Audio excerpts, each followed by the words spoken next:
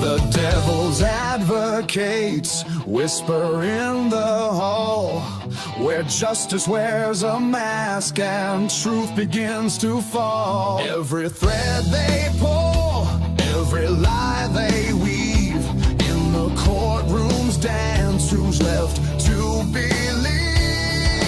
Oh, the devil's in the details, hiding in plain sight, innocent until the gavel steals the light. True crime echoes through the hollow night, fighting injustice with no end. The devil's in the details, hiding in plain sight, innocent until the gavel steals the light. True crime echoes through the hollow night, fighting injustice with no end in sight.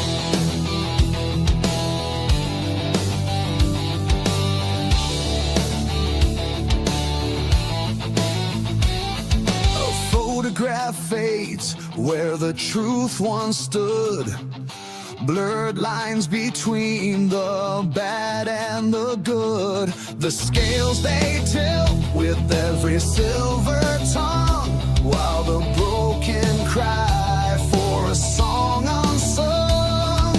Black robes sway like shadows on the wall, one wrong word and the mighty fall. Who's the sinner? Who's the saint? The jury's out, but the verdict's faint. Oh, the devil's in the details, hiding in plain sight, innocent until the gavel steals the light. True crime echoes through the hollow night, fighting injustice with no end. The devil's in the details, hiding in plain sight, innocent until the gavel steals the light. True crime echoes through the hollow night, fighting injustice with no end in sight.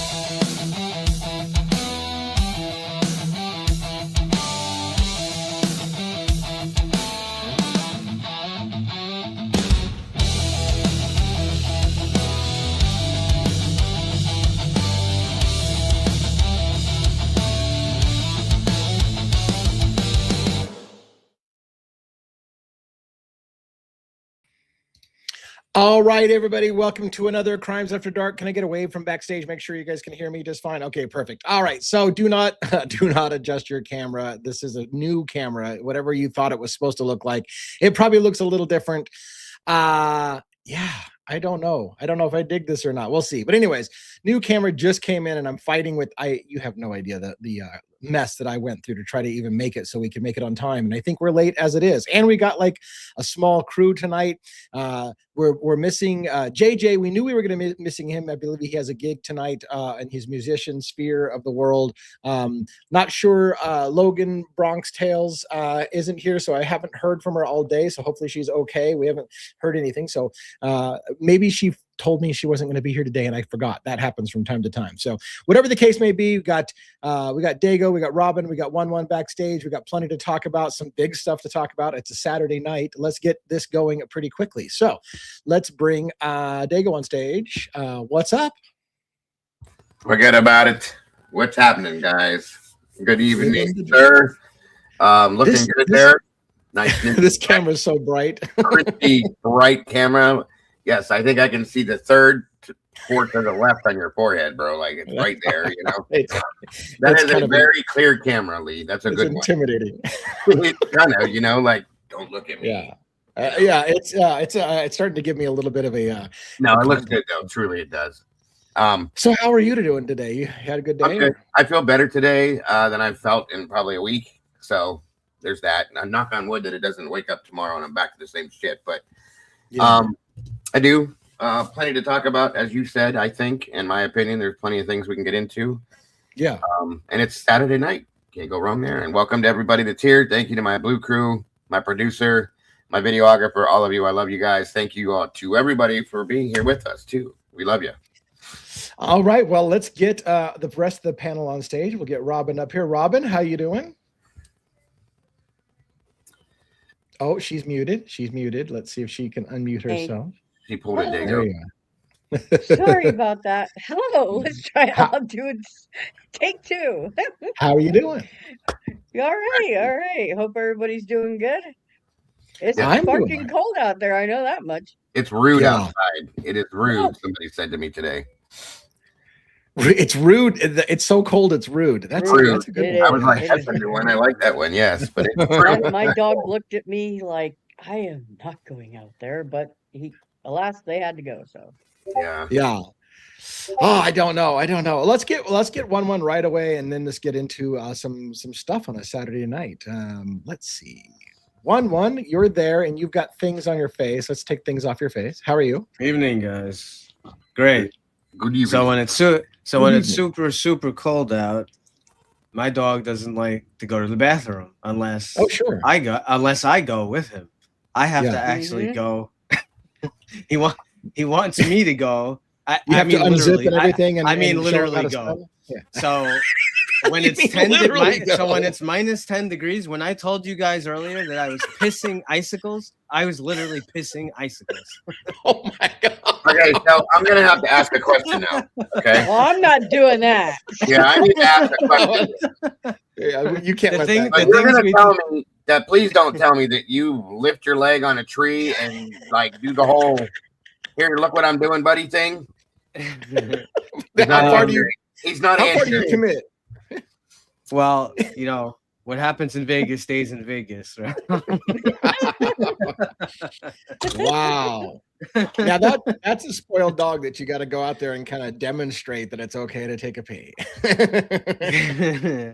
Wow. We spoil our animals. So That's the things we do. I don't for even know our- what to for our say. animals. That goes to a whole different level. Buddy. I got That's nothing. for sure. Wow. All right. Hey, let's get right into the monologue and get right into the show. We got lots of Sure. stuff to talk about. So I'll put you full screen and take it away. All right. I don't know why I seem to be. All right, whatever. It says. Love you, Juliana Jackson, beautiful wife. Love you guys. Have a good night. As always, is it good to be alive in the den on Always. Saturday night? It's late, Mhm. so late that even the noise has gone to sleep. And when everything finally gets quiet, the questions get louder. Welcome to Devil's Advocates. Some stories don't end, they just wait. They sit in the dark, unfinished, unresolved. 4 students, 1 house, 1 night that never really passed. The Idaho 4, a place that should have felt safe. Unlocked doors, familiar walls, and then violence. Not distance, not random, but close, personal, deliberate. No alarms, no screams reported, no rush for help. Just hours of silence while something unthinkable had already happened. Morning came anyway, and nothing felt normal after that. Days stretched, weeks followed. Details came out slowly, sometimes too slowly. Some changed, some disappeared. Some raised more questions than they answered.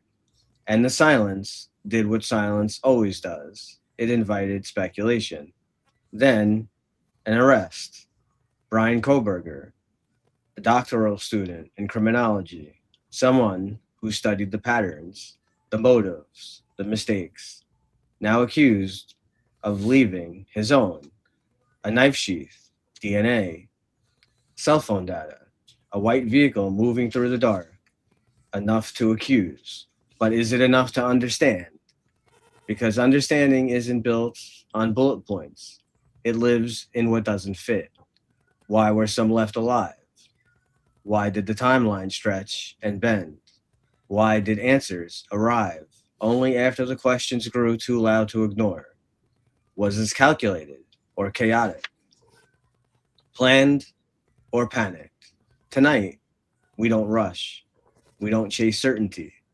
We sit with the discomfort because truth doesn't fear being slowed down and justice doesn't need the lights on. This is Devil's Advocates, where the night is quiet enough to hear what's missing. Stay with us. And with that, live from New York, it's Saturday night. Yay. Thank you for reading this in. All And right. what is Lanny Poffo? Do I know? Lenny I don't know that Poffo, character. Yeah. it was a mob member. Oh shit! I don't know my mobsters. Yeah, no, it's Jesus Christ. I have to ask this question. I can't believe I sat on this, but you don't drag your rear on the carpet around when you don't do any of that stuff, right? You're still on the demonstrating. I can't fucking get past it now, damn it. Do you do the boot scoot and get your ass on the ground and kind of shimmy around and wipe your ass? Dude, listen, you guys got to understand me, okay? My team knows me. I'm a very, very, very visual person. You say something, my mind clicks immediately, and I'm seeing a picture. So as soon as he said what he said, I visualized this little guy with glasses and a hoodie on, pissing on a tree. And going, come on, you can do it. Come on, you can do it. It was an immediate picture, and I'm like, shut up, Dago. Shut up. And I can't get past it now. I'm just seeing him out there doing his thing and going, come on, little guy, let's go. Right. Oh, we love you, 1-1. Wow. All right. Well, hey. CEO. Oh my God. Stop it. I can't get it out of my head either. I'm stuck. It sucks being a visual person. I wish things would just disappear from my mind. They don't. So it kind of sucks that we don't have more of our panel on stage, because I was going to work on trying to talk a little less tonight, because I talked so much yesterday with the whole John Ray interview and playing the clips, and I was like, okay, I'm just going to let everybody else kind of riff, which we still can do, but I was gonna it was great. It was great stuff though. Yeah. Lanny Poffo. Yeah. Okay, I was thinking of Lenny Poffo. You guys can fill me in, because I was so busy trying to work on that sizzle reel today.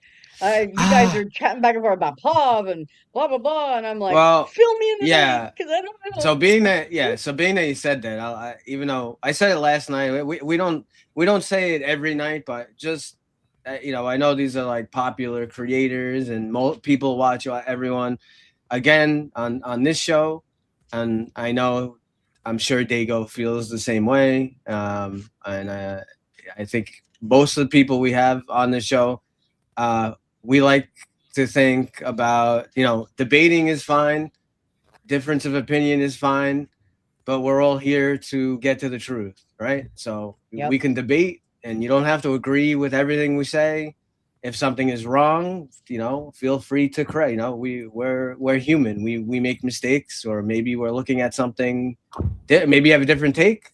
Come up or send an email. Let us know. But we don't attack other creators here. So although we may mention something, I may mention something sometimes that Lana said this or Pav said this or whatever, and I may say my opinion or I see it differently, but I'm not going to, some of these people put a lot of work and effort, and they do a lot of good, due diligence and spend a lot of time putting this stuff together. Yeah. There's no reason to be out here attacking people. So it's about a collective community working together. So. And people in my community, I said the exact same thing in my chat. I don't allow for other creators to be attacked. Unless it's me that's saying on specific people because of specific things. And I don't even do it really. I have a big issue with Chris McDonough, so I do that on my own thing. But everybody else, no. And I said people may disagree with Pav, and he went off. He did a video today where he went off on things.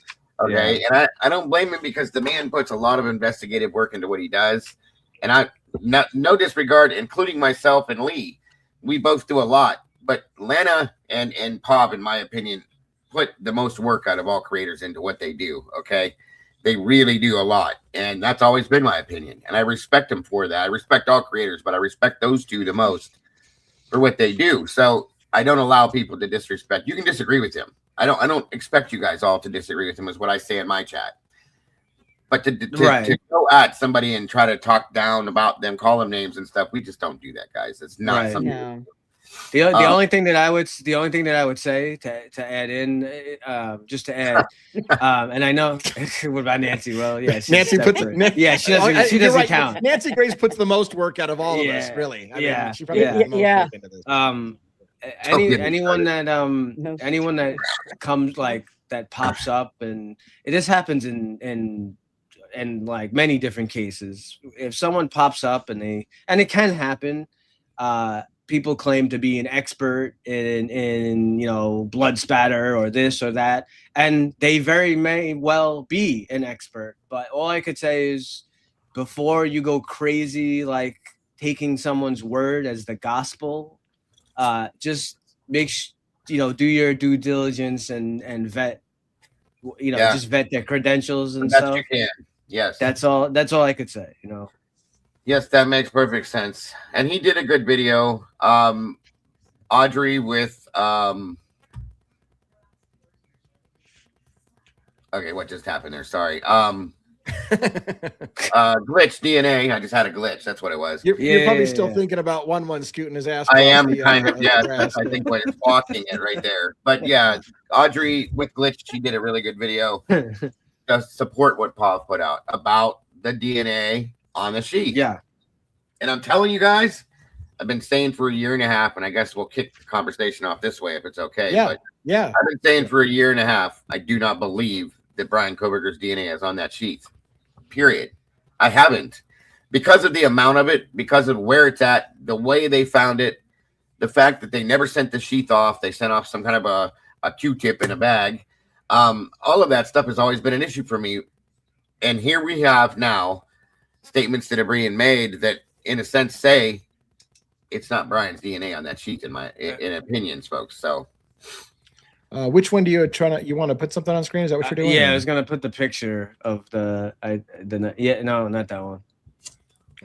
Oh, I see. It's the knife. The knife. That one. That one. Yeah. That is a knife sheet. So just like you were talking about the knife sheet, so I figured. Yeah, it's funny because I just had a comment. I just had a comment on a video I saw today that someone said that's a classic line to me. BK is guilty. DNA doesn't lie. And I said, yes, DNA may not lie, but prosecutors and laboratories do.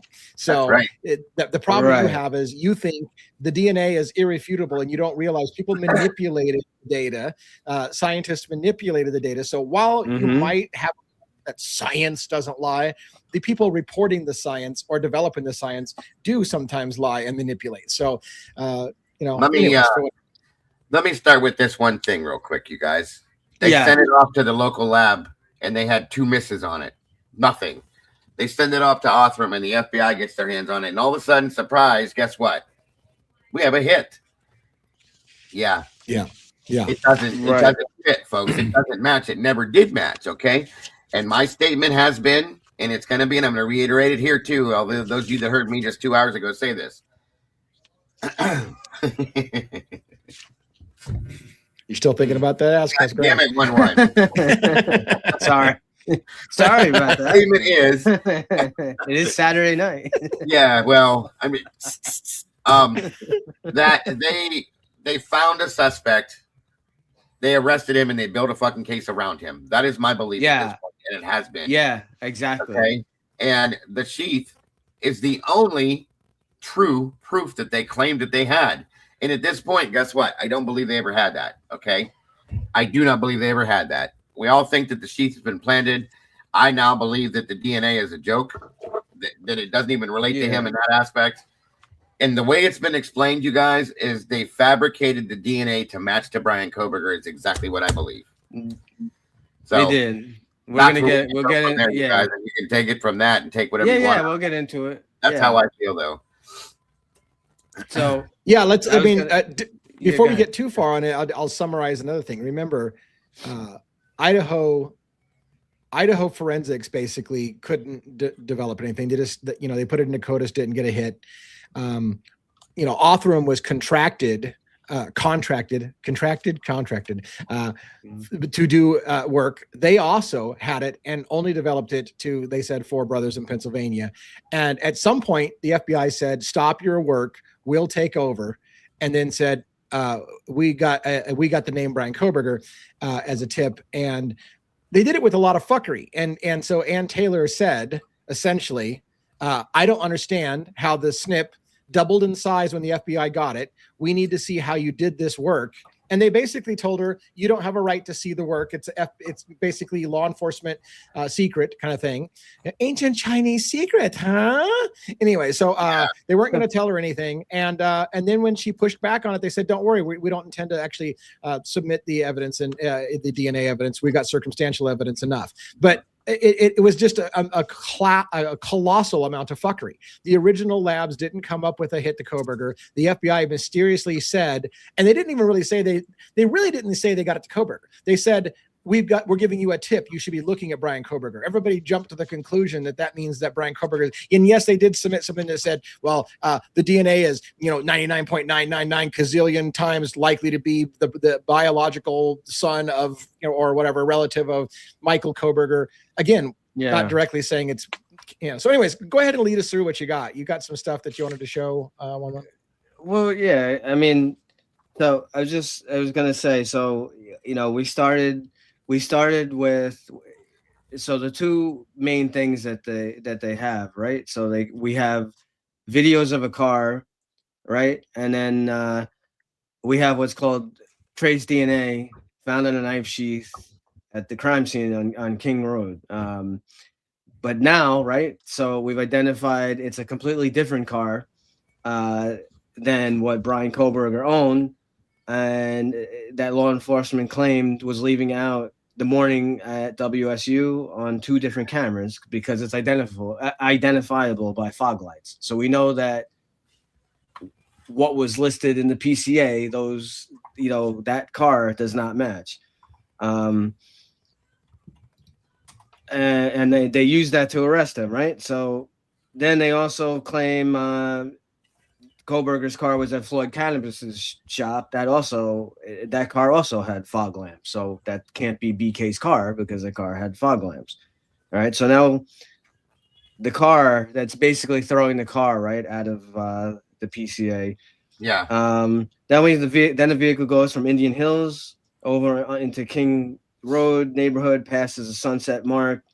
And it can't be the same vehicle because of timing. So that eliminates 2/3 of the state's case on the car. Now, for 3 years, they've basically been making a big deal about this, everything's about the knife sheath. So I guess you basically said it in, I guess the easiest terms, like how people want to understand, like, how did they get to BK? Like, what was actually manipulated? Like so they have his DNA. Everything. How did they manipulate? So I'm gonna kind of explain like a little bit here before we put up some stuff backstage. So basically the idea, genetic genealogy labs, okay, do not generate a profile in the same way that a forensic lab does. Okay, this is important. Mm-hmm. There cannot be a direct comparison between the data obtained in this case by the Idaho State Forensic Lab and the private lab. The tests used by private labs are either SMP or whole genome sequencing, as they're called. So these tests are similar to methods used by commercial services like 23andMe and Ancestry.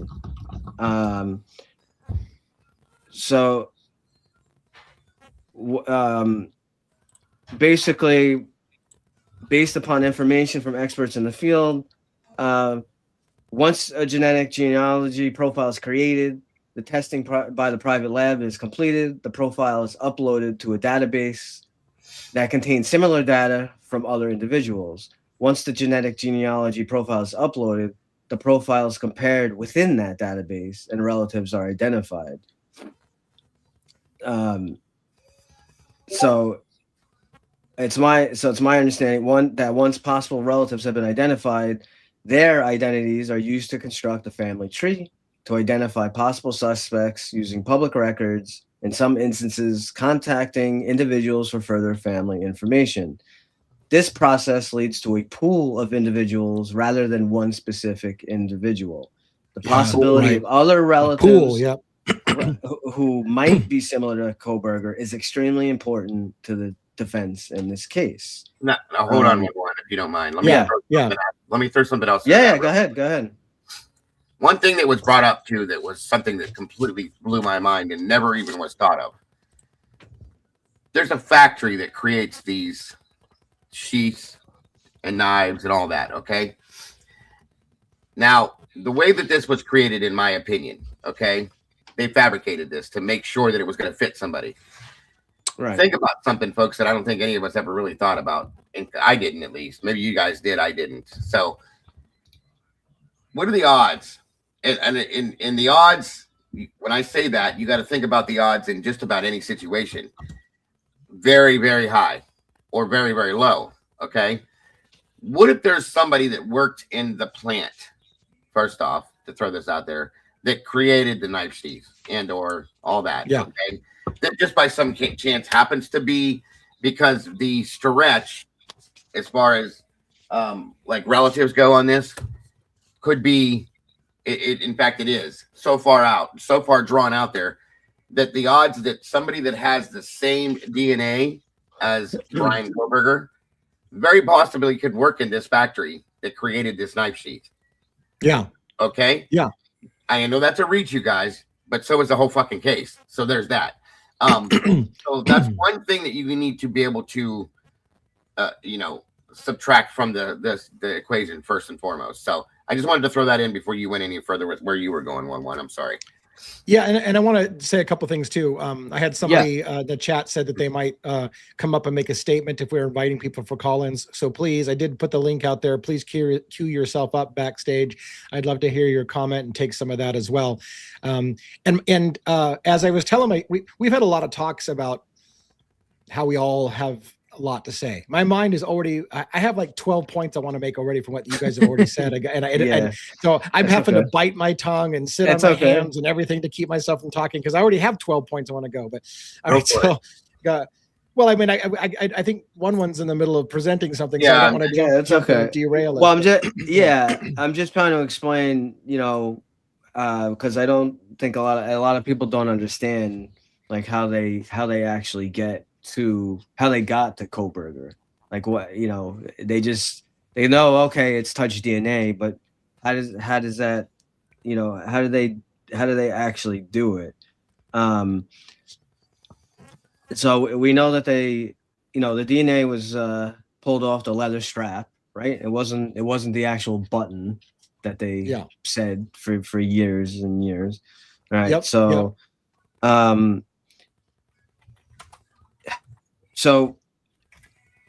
when you take the entire world of where this knife sheath could have come from, anybody could have come from anywhere and brought the knife sheath to Idaho up there. And they just so happen to do genetic genealogy that leads them to a lineage in Pennsylvania that is about 150 miles from the factory in Olean, where quality control would have last handled that knife and sheath. Right. Pretty interesting, right? Yeah. The odds of that have to be 5.67 octillion to 1. Yes. Would you agree that they just happened to trace it to the lineage of where the factory is within 150 miles? Right. Thank you, Pavarotti, for that one. Yes. Yes. Yes. So what are the odds of, that? And, it's kind of hard to understand a bit, but that's how investigative genetic genealogy actually works.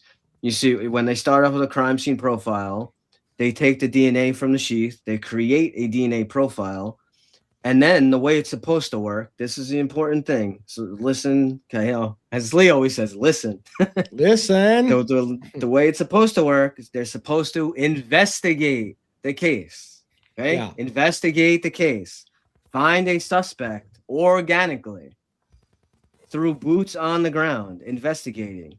Get probable cause and obtain the suspect's DNA sample either through a buccal swab or through some type of discarded item. Create a DNA profile from that either buccal swab or discarded item, and then compare it to the sample from the crime scene. Yeah. By the way, doing this, hold on, real quick. Yeah. Two things I wanted to say. Thanks to Go ahead. those who got a new membership on Dago's site, and also just a reminder, we've got somebody queued up backstage with a comment, and I don't know where they wanted to comment in. So if you take it too far away from where they wanted to comment, they may not. I'll just finish this. Yeah, I'll just finish this last point. Thank you, CEO, and welcome back to the sauce, my friend. And by doing this, they can formulate a likelihood ratio. This is what everything's about. It's forming a ratio. Okay. And since it was an organic investigation, they can compare that likelihood ratio to the entire population. And a lot of things factor into that likelihood ratio. But by doing it that way in an organic investigation, they could say, well, it's 5.67 octillion to 1 that this profile matches the suspect. That doesn't mean it's 100% match to the suspect. It means the likelihood ratio is very high. It's 100% match to the suspect. However, this is the key thing here. However, when you supersede this process and you go another route,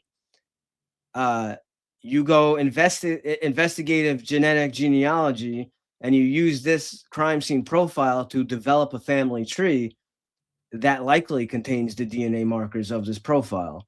And then you narrow it down to, say, a few hundred people in a genealogical tree. And then out of that tree, you do boots on the ground, work to try to figure out if any of the people in that tree would have been in the area and match other aspects of the crime. And then you come to the suspect. In this case, they came to Brian Koberger. Then they obtain either his buccal swab or a discarded item, which we know in this case, it was his father's DNA from a cotton swab or a Q-tip. And then they compare to the original crime scene sample. And then they get probable cause for the arrest. So they arrest Koberger, get his buccal swab, and then compare it to the crime scene sample. That's not how it's supposed to work. I'll tell you what also isn't going to work. I don't know how to do this. I lost the 12 points. I told you I had 12 points, and now I'm like, what was that fucking? I don't know what the point. There's a bunch. You could pull up. Yeah, it's a bunch of stuff. So and I don't know how to summarize what you're saying for people, which is other than I'm telling you, there was a colossal amount of fuckery to get to mislead the public into thinking what they said was definitive proof, and it was definitive proof of dick. It wasn't. You got manipulated. That's my opinion, but it's hard to explain that reading the scientific data, because science sounds so sciencey. Phoenix Rising said that she had a statement to make more than a question, so I'm going to give her an opportunity to come up here in just a second. We also have the defense rests backstage. Now, the tricky part with the defense rest, and it's so good to see her again. I haven't seen her for a while. I've been so freaking busy. She's really heavy into our Letcher County case, the Mickey Steins case, and so since we're talking we're talking Idaho 4 at the moment. I don't know if she wants to come up early and hang out with us on that, or wait until we get. But we'll first get Phoenix Rising up, defense rests backstage. Let you know, Jody, I got you. I'm watching you, and we'll get to you in a little bit. So here, let's get Phoenix up and see what she had for a statement. How you doing? Hey guys, can you hear me? Yes. Happy Saturday. Yeah, well, Saturday. So I have more of a statement. It's something that I find kind of concerning that I've been noticing over the past few weeks with this case. All right. And this has nothing to do with the pro-burgers versus people like us that have our own theories and whatnot. And I even had a conversation with Jason Esty today about this. I'm starting to see, and I'm sure you guys are seeing this as well, it's been spoken about, how different people are starting to go against each other, and we all have the same common goal, which is to get the truth. Okay. Absolutely. And what's happening is, like, they're starting to become like a division. It's almost kind of like the Democrats and the Republicans. And I'm like, so basically, like what I said to Esty was, at the end of the day, none of us at this point know exactly what happened. And that's the whole thing. We can all theorize and have our own ideas on what happened and believe that our theories are correct. But at the end of the day, until we get all of the evidence, if it ever comes out, we're not going to really know. So I'm just hoping that starts to die down, because it seems like now people are like really, I mean, I saw Pav and Harsh, they were really attacking each other. Yeah, And right, Yeah, really they still are. because They still are. Yeah. because you know what it is at the end of the day, like I said, we're all on the same side. So we Yeah. should appreciate each other's theories and ideas. Agreed. Even if we do not agree with each other or think someone's opinion is kind of off the wall, that shouldn't even matter, because at the end of the day, Right. we're trying to get to the truth for these kids that are no longer with us. Yes. I mean, there are people that believe with the whole psyop theory. And another thing too with that is sometimes people do get killed when stuff like that happens. And that's something that I was telling ST today. I said, it's not always meaning that they're on an island somewhere living it up and partying. You know, there's so many things that could have happened, but at the end of the day, none of us know. Maybe we will never know. Who knows? You know, with the way it's been going for years now. But I just really want to reiterate and tell everyone out there, even the people that are in the den, to respect each other, even if you think completely different things, even if you think that Brian is guilty, because who knows, at the end of the day, he may still have been a part of this. We just don't know yet. And I just want to remind everyone to be kind to each other and to remember we're all on the same page. We all have the same common goal. And I just don't want people to lose sight of that. And I'm seeing that a lot lately. Yeah. Perfect. Amen. Thank you. Thank you so much. Well said, well spoken. If you have another comment, you can hang out for a minute. Otherwise, I'll take you off stage and let us talk about that a little bit. Do you have another thing you want? I just wanted to spread the love out there, because I'm seeing this division and I hate it. So I just you know, wanted to put it out there for everybody to hear and think about that. None of us, we can't say that any of us are wrong. You know what? Some of these theories, some of them could be a couple of things that we think are completely different from each other. And it Absolutely. That several theories are correct. So until we know, everybody just be kind to each other. I love you guys. Keep pushing forward till we get to the truth. And you guys have an awesome night. Thank you so much. Appreciate what a great guest. Thank you so much. Let me reiterate my own feeling on that. I 100% agree. I've even stated, for those who haven't heard me say it for a while, at the end of the day, Brian Kohberger might be guilty, and we have to accept that he actually said he was guilty. I mean, that may be it. At the end of the day, he said he was, right? So, however, looking at all the evidence, one thing we can be clear is we were misled. We were lied about the importance of certain key pieces of information that weren't quite as good as they said it was. And the more you look at it, the worse it gets. And I'm smart enough to have read books like Framed and I knew this before I read the book Framed, that people plead guilty to things all the time that they didn't do. So one has to ask, did this happen again to somebody where they were simply railroaded with a bunch of misleading fake information that convinced the public, the court of public opinion? And so I'm keeping my mind open to all possibilities, including Kohberger may have done it. But I'll tell you what, out of my logical brain says that's actually the least likely of all the scenarios I've heard. I know that the panel has things to say. I want this is one of the 12 points I was thinking about a while ago. If you took away for a moment that Brian Kohberger's alibi was that he was going to go out stargazing that night, and he had a history of doing so, and that there was a meteor shower that night, which is true, and that was actually witnessed in Boise, Idaho, a big, huge ball of light witnessed in Idaho at the same basic time that he would have been out there watching it. So just assume for just 1 second that he might have actually been doing that night. All of the other evidence is almost all of it fuckery. The suspect vehicle 1, which Ann Taylor says you can't definitively prove it's the same vehicle coming and go from the neighborhood. It's for the jury to decide whether that's the same vehicle. Pinging off the cell tower that services the house at 1122 King Rose residence means shit. It doesn't mean anything. You've lied to America to make them think he was stalking the victims. And when we called it on you, you had to admit, we have no proof he was stalking the victims, but you kept saying it over and over again. Well, he pinged up. Everyone goes to Moscow from Pullman. Him going over there means dick. And categorically, every step of the way, and now with the DNA, you're finding that, look, the knife sheath, has a quality control in Pennsylvania, and they traced it back to Pennsylvania. Gee, somebody at a factory handled that knife. It's fucking crazy. So, I mean, if you take away everything of that about the questionable nature, you've got nothing for Kohberger, and yet people are convinced. Well, I'm 100% convinced it's Brian Kohberger. Why? It's the weakest case I've ever seen. If it's just circumstantial shit, and Bill Thompson literally said, I can't place Brian Kohberger in the house, and yet people are still like, well, I'm certain it's him, because you were told that for so long. The last thing I'll say before I turn it over to the panel is I reiterate what she said as well.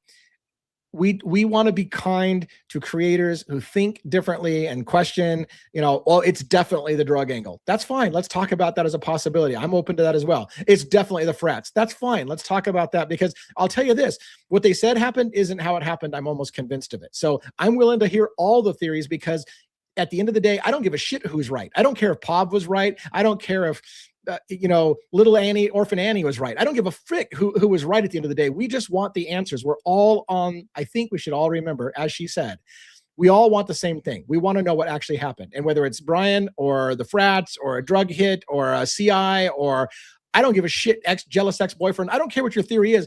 At the end of the day, all we want to know is be able to put it to rest to say, oh, now we know what happened and we got it right. That's what we want to know. All right, go ahead, guys. No, we got a gift. Thank you, Amanda. Looks like Amanda gifted a membership for our. Yeah, thank you so much for sending that out. Yeah. What I was gonna say, well, you kind of just said it. I was gonna steal Lee's line that he usually says. Yeah. No. Well, you kind of said it, but it's still from you, so I give you credit. Phoenix Rising. So what I can tell you, and this is one of Lee's famous quotes.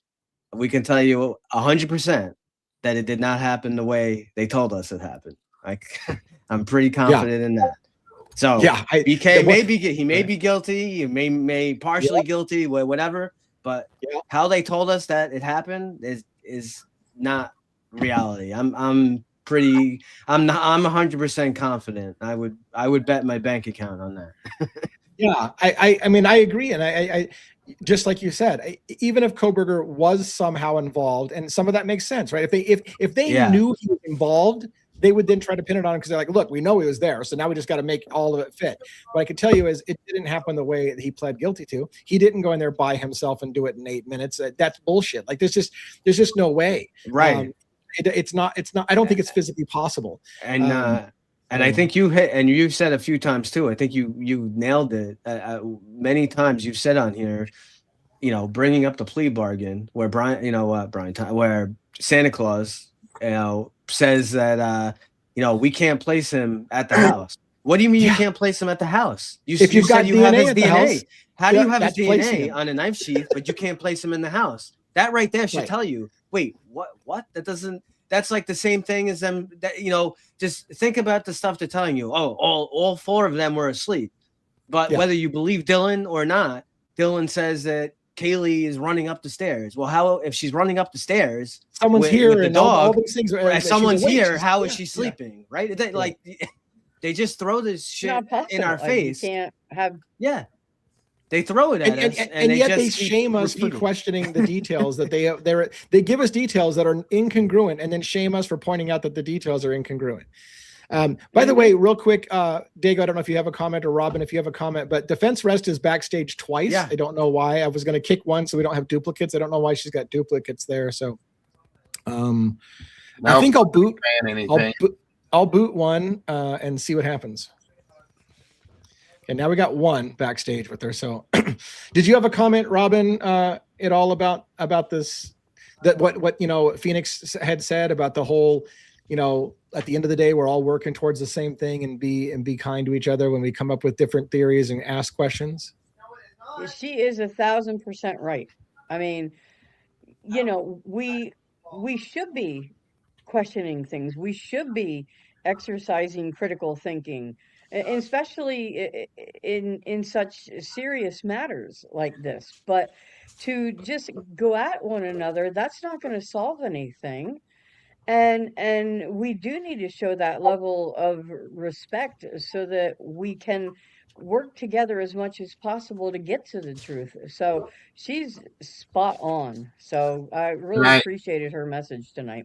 I will reiterate that I said no, I didn't, but I fully agree. I say that all the time. Somebody in chat said this means you too, Dago, which I don't know why, because I always say that. Right. Always say that, but I appreciate Phoenix making that statement, because it is very, very, very absolute. Okay, I say it constantly. Like, we're not going to ever get any further than anywhere we have been by going against each other. It just doesn't do any good. Right. So I've always said that, guys. So either way, I fully agree with all of you and Phoenix as well. And thank you again, Phoenix, for making that very strong statement. I fully agree with you. And I want to talk. So two things I want to say. I'm going to be going on vacation for a week. I'm going to miss a few shows. You guys got a show tomorrow night without me, which is normal for you guys to go without me tomorrow night. But what I'm going to try to do is I'm going to try. This is a great opportunity for you guys. If we don't get to your comments and questions, one of the things I can do while I'm on vacation is take comments that were in the chat that either I didn't address because we didn't have time tonight, or I didn't address because I was traveling and I had to wait till I got to a hotel or whatever. I will address those and make those what I call fireside chat videos where I address some of these things. So please keep the questions coming. If we don't get to them, I will make efforts. Anything that I have a comment on, like this one. Anyone want to comment on Pav's opinion, I think is what they went to say about Maddie's phone in her room and the blood. We can go ahead and talk about that now if you'd like, unless you think we need to stay on the knife sheath thing for a minute. But do you want to talk about this right now? No, we could talk about it. Yeah, it's fine. I think you made a really good point with that. I didn't even think about it until after he pointed it out. Like, that makes some sense, okay? And listen, guys, just because we heard the sounds we heard, that doesn't mean it's written in stone that that's what that means, okay? Things can happen. So I agree with you. Yes. And let me state it for those who don't know what we're talking about, because there might be people who don't know what we're talking about. So Pavarotti got upset about people who say Xana definitively got killed, or whoever. Was it Maddie's or was it Xana? Maddie. It was Maddie. Yeah. That Maddie got killed at a certain time. 2:27. At 2:27, right? Yeah. And what Pavarotti pointed out is they have a picture of the crime scene where her phone is laying essentially in blood spatter. And you can see the spatter of the blood all over objects next to the phone and across the face of the phone as well. And so what he's saying is, for those people who are saying that she was on her phone at a certain time, well, she couldn't have died and then somebody be using her phone, because the phone has blood all over it, and therefore it doesn't make sense you could be manipulating her phone, swiping to open the phone or push buttons on the phone to show fake. Because some people are saying, look, I've said a million times, cellular activity or phone activity is not proof of life. Anybody could have handled that phone. But his counterpoint was, well, the phone's covered in blood, so you know the person already expired and nobody fucked with the phone after the blood got on there. So now you have to deal with that time problem. When did she die? If she died at 2:27, then nobody could be manipulating the phone at 3:30 in the morning, right? So you've got a problem if you say, oh, well, somebody else was manipulating the phone at 3:30. Well, it's got blood over the phone, so how could they be manipulating the phone? So do you guys want to talk about that and what you think? Yeah. Because to the point that you just said, because I think, she had, what was it, Snapchat or whatever, some program or something, But she had something that I think up to almost like 4:10, something like that. She had some activity that she was using on her phone like pretty late. Maddie and Kaylee's Well, not phone. Maddie. Not Maddie. I was thinking of Xana. Yeah, I was thinking of Xana. Yeah, that was my confusion, because from what I understood, cellular activity from Maddie and Kaylee stopped around 2:40. I mixed them up. I was thinking of Xana for a second. 2:56, I think it was, Lee. 2:56. 2:56. Yes. And then Xana was 3:16. They changed it, but that was the last thing on the phone, I think. So, agreed. That's why I said that is a very good point. I never went that direction with it, so I have to agree that's a good point. That's my point, my thought on it. Right. And I want to hear Robin's thought on that before I go on with it. Robin, do you have any thoughts about that blood? Did you see that discussion that Pav had about the blood spatter on that picture? No, I didn't. So that's what I would say. I did not see that. So this is the first time I'm hearing about it. But so I just want to make sure I'm understanding. So who said that she passed at 2:27? So that's the discussion about the blood curdling scream or some. No. It's from the screams. It's from the video. From the Okay. A lot of people are saying that they think that the timeline for the murders is earlier in the night, and he's saying if you look at Maddie's phone sitting on the nightstand with undisturbed blood splatter all over it, it kind of takes you back from that, saying that's not really possible. If she made calls or messages up to 2:56 in the morning, it just doesn't fit. That's all it is. Right. But right. I have yeah, I have which counters I to would, that as well. Yeah. And that's yeah, good. yeah, I would have to kind of agree with that, because the, the thing is, we don't know who screamed. Right. That's No. well, that's just it. And that was That's my part of question Pop's is we don't right. know who Part of screamed. part of Pop's Right, bitch right. was true crime forensics, right? Who Yeah. kind of came from Yes. nowhere with this Oh. software, who told us here you can hear Maddie being killed, and he said definitively, this is the sound of Maddie being killed, and he was and Pop's like, that's full of shit. You don't know anything about what that, and I have to agree with Pop on that. You don't know. Yeah, I do. He's not Yeah. definitively. And again, that's not to Right. besmirch true. It's not to besmirch those No. creators. It's just a discussion. One thing I want to say before I get too far, Robin, I didn't thank you. I want to thank you on camera.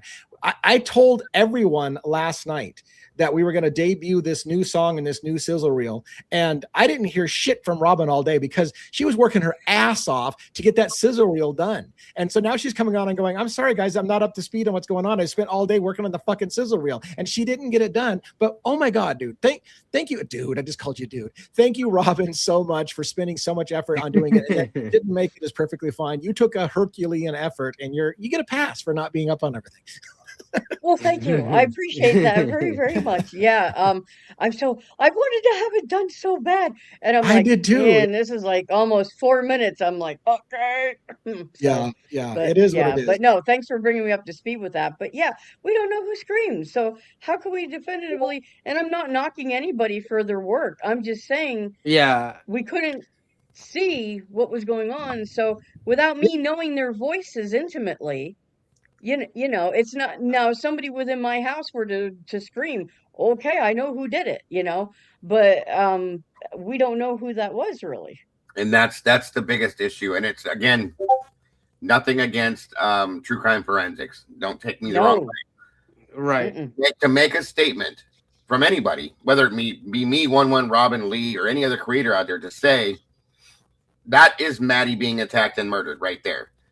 None of us can do that unless we were standing in that room when that happened. Okay, we all know that, or we're the person that just we can't do it. And that is one thing I have 100% support with Pop saying what he said, because that's a fact, guys. And people to say it, in my opinion, I think this could be Maddie. That's a whole different story, and that's the way it should be presented, in my opinion, unless you have an absolute factual statement to make. So. And if I recall, I only watched it a little bit because I'm not a fan. You guys should know I'm not a fan of enhanced audio. Right. I wanted to see how good he was doing because every other creator is showing his stuff. His channel's blowing up on this, and I'm gonna be honest with you. I don't hear what he hears. I don't either. Here you hear someone say, get off Maddie or whatever. And I'm like, I don't hear that at all. And that was his reasoning. This is Maddie being killed because you hear somebody say, get off Maddie or whatever. And I'm like, I don't hear what you just heard. And you're telling everybody that that's what you just heard. Proof now that Maddie just died here. And I'm like, all of that logic jump, I can't go down. Now, again, I'm not shaming the creator of that content. It's great that we have it open for discussion, but that's what we're having is a discussion. And I disagree that you can definitively say anything about who said what at that thing. I don't hear it. And I think when you do an audio kind of show, like kind of thing, I know like people, if they think they know what they hear and whatever, they want to put it out. But Lee has brought this up too. Just the way your mind works. If you're going to show something in audio and you're like, oh, look, you see, he says, I'm going to get you, Xana. I'm going to get you, Maddie. Like now your brain, now you already have it in your mind. Now you're trying to hear those words. So you kind of got to hear audio without seeing words. I'm gonna pull something up in a minute. Keep talking for a minute while I pull something up on screen for us. Give me a second.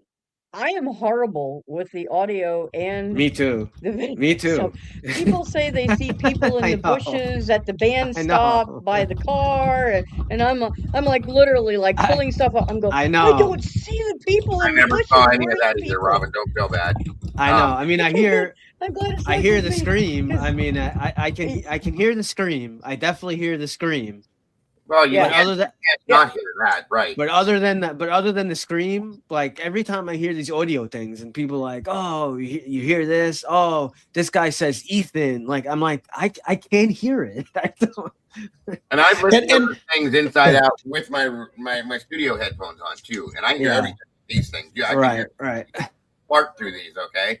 And I don't hear. There's one or two things I've heard that I feel is a definitive what I heard, but not any of that. Unfortunately, again, nothing against the creator, but I just don't hear it. So, yeah, yep. All right, so I want to play something for you guys real quick to demonstrate the whole your brain hears what you hear, because I talk about this all the time, right? I talk about this all the time. Oh no. So let me show you. Do you know want to play or not? You guys no, play? no, I have no idea. No, I do. Okay, yeah. Some of you, I mean, it's a famous thing, but I want to show it to you as an example. All right, share it with sound. And I'm going to put it on stage. And by the way, Jody, thank you for your patience staying backstage. I know that you're patiently waiting to come up, and we'll get you up here. How come it didn't add the stage? Probably just need to go this way. Nope. I got to remove that first. How come it doesn't automatically replace what's on screen? It should. That would be nice. I know. I thought it used to. But I can't. How come I think it's because somebody else presented this and I was sharing somebody else's screen. Oh, yeah. I removed it. All right. Good now? Yeah. Yep. All right. I want you to listen to this. This is the famous green needle brainstorm illusion. The sound never changes, but based on what word you're focusing on, you will hear it definitively and you will be swearing that's the word that you hear. But nothing changes in the audio. So watch this.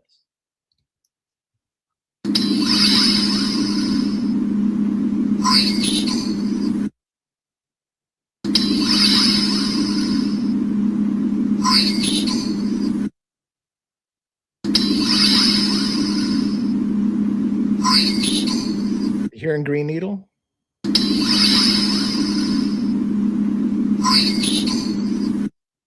No. What do you hear? That's what I hear. This one's not showing the other one. I'm hearing brainstorm. You were looking at that word. Depends on which one I'm looking at. I know. Right. Usually, I alternated between green needle and brainstorm, like every time it played, and I literally did hear whatever word I happen to be looking at. That's freaky. Yeah, I think I kept saying brains because the red popped out, so I kept reading brainstorm. Right. And that, I was trying to find the better. You will only hear the sound you are reading. You guys hear this? You will only hear the sound you are reading. Yeah. Watch. Why the fuck? Why can't I get a fucking video? You will only hear the sound you. There's a video. There's lots of videos that show both. Hold on.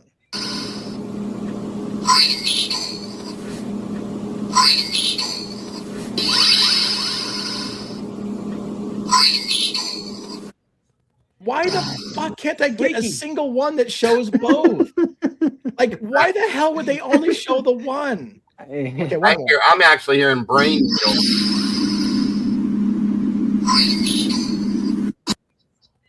Oh my God, I feel like I'm in the Mandela effect. Not a fucking single one of these are going to show both. Okay, one more.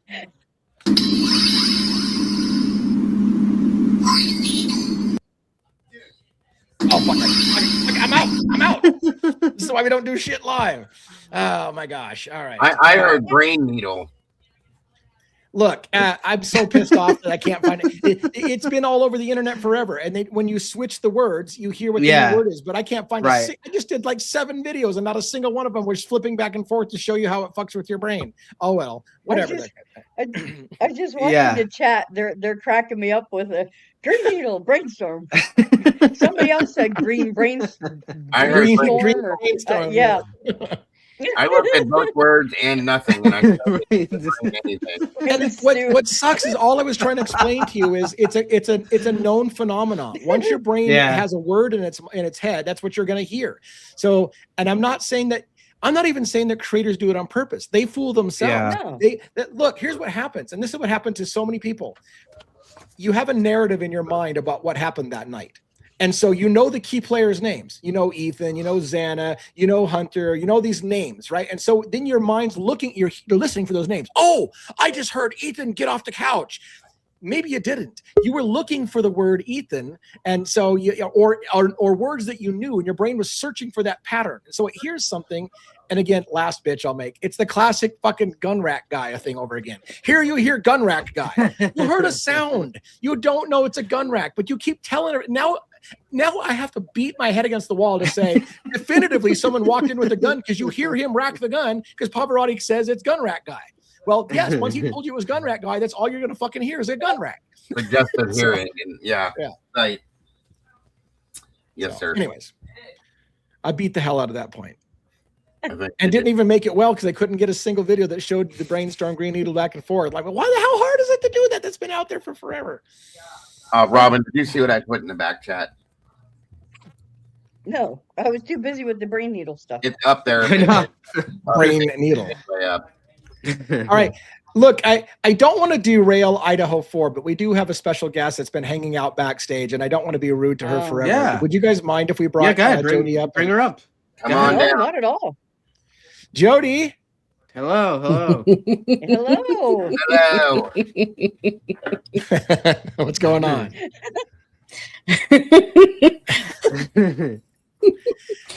I'm sorry. There's definitely fuckery afoot today. Well, yeah. I know there is. The PC gods are not on my side. So I love the hat. I love the hat. Nice to meet you. And I've got echo. Oh, do you? Oh no. How bad is the echo? Echo. Am I helping this? Echo. Brainstorm. Needle dick. Can you guys see me or not? Well, anyways, while she's working out the audio, or if she's working out the audio, let me make sure people understand. Jody from the Defense Rests is an Australian YouTuber that I found, or she found me. I don't remember how we. I don't even know how we got connected, but she's involved with the Letcher County, Mickey Stein's, Ben Fields fuckery in Kentucky. And even though she's in Australia, she managed to pitbull her way into making contacts in the local area in America, and got people to talk to her, at least a couple ladies, maybe more. And so she's been all over this case. And when her and I met up, I was like, well, I would love to talk to some people. I'd like to go there, put boots in the ground sometime and talk to people. And so we've been working together. I've interviewed Jody by herself. I've interviewed the ladies on screen as well. They're great interviews if you didn't see those. But anyways, welcome to the show. It's good to see you again. I wanted to make sure that we touched base. How is everything going, and how are the girls since the last time we talked to them? Thank you. So she's got a bit of a delay, it sounds like. Yeah, they're good. Well, the healthcare system is crap over there, so they're dealing with some issues. Yeah. I'm sorry, I've still got echo, and I don't know what's causing it, but I'm hearing myself in my ears. All right. Well, here's real quick. I'm muting her mic for a second because we're on a pretty nasty delay, and it's going to make conversation really hard. So I know eventually Jody's going to hear us talking and saying what we're saying right now. Actually, Robin, can you maybe private chat her or something and let her know that the audio delay is so big that it's going to make it very hard to have a conversation. If she would like, we can give her the microphone and we'll just all shut the hell up and she can say some stuff and tell us some things, because it won't be probably conducive to have a back and forth. But if she wants to give us an update or something like that, tell her that we'll bring her up, and I'll say go ahead and go, and then we'll just pause and wait for her to say stuff. Can you kind of work that out with her a little bit? Yep, that's what I'm doing right now. Okay, perfect. All right. In the meantime, guys, let's I'm going to remove her from stage for the minute while we get that worked out on the back end. So we can talk a little bit Idaho 4 again if you want. I wanted to comment about that whole blood on the phone thing a little bit. Even with with the timeline that he's saying, I believe if that was Maddie's phone that Pavarotti is showing, and Maddie and Kaylee's last known activity, and here's the other thing, I don't remember. They kind of lumped Maddie and Kaylee were texting Jack up to 2:56 a.m. right? Yeah. And I don't know if they said definitively who the last text or call was from. Was it Maddie or Kaylee? So where I'm going with that is, do we know the definitive time when the last message from Maddie actually came? And where I'm going with all that is once again, if you're going to go through the logic that blood spatter on the phone means that she could not have died before the last activity on her phone, because again, somebody would have had to touch the phone, manipulated the phone, and while it was covered in blood. So therefore, she has to have at least been alive as late as the last activity on the phone. It still happens well before 4:07 a.m. That's the kicker that I keep taking away. It still happens well before 4:07 a.m. So it doesn't mean that she died before 4:07 a.m. No. Does it mean she could have died before 4:07 a.m.? Yes. And that's the kicker for me. But yeah, and that's when I think all the events for them kind of started. I like agree. you said, that doesn't mean that's when they died, but again, like you see Kaylee at the corner club there, and she's on her phone nonstop.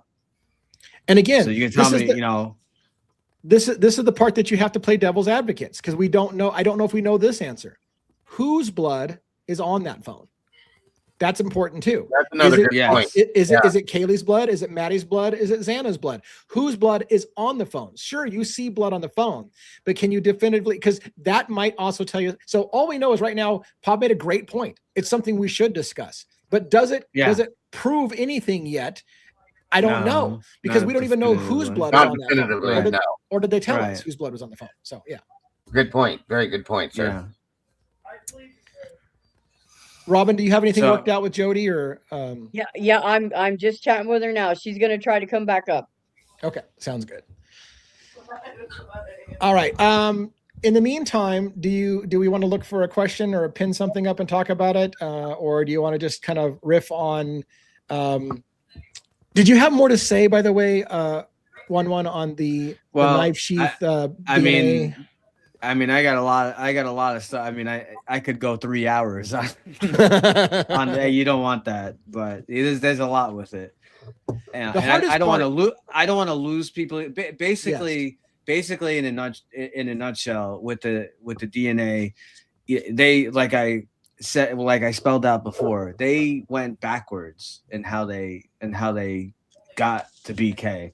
And when you go high enough, when you have the sample, okay, if you go high enough in the chain, eventually, like, you have all these different strands that go out, okay, that are alleles, and BK was on one strand with the four brothers. Okay, the four brothers were actually on the same strand as BK.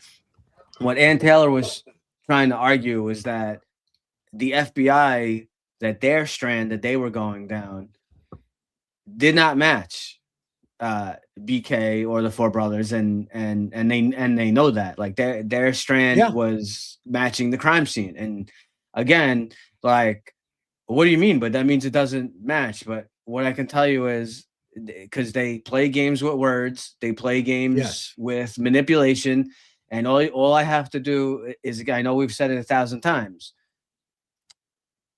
Santa Claus said at the plea at the plea hearing, right? What did he say? We cannot place BK at the house. If you can't place him at the house, how can he have DNA on a knife sheath? It doesn't make sense. So that's your answer right there. You can't have both. You can't be at the house, not at the house, but he's able to touch the knife sheath. Obviously, he's in the house then. They weren't going to be able to use. So this is the whole thing. If they had a trial, they weren't going to be able to use that DNA. And they know that. And this is why they jumped on being able to do a plea bargain. And for whatever reason, Hitler wouldn't give Van Taylor like the light of day on anything, like every little argument, Frank's hearing, this hearing, that hearing, she wouldn't give him anything. So read the book Framed and you will see this is why, they didn't think he was going to get a fair trial, and he wanted to live.